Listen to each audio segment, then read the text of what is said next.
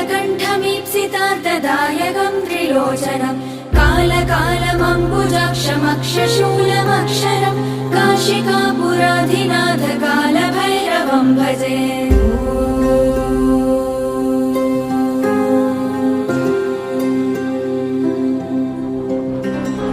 शूलटङ्कपाशदण्डपाणिमादिकारणं श्यामकायमादिदेवमक्षरं निरामयं भीमविक्रमं प्रभुं विचित्रताण्डवप्रियं काशिकापुराधिनाथ कालभैरवं भजे।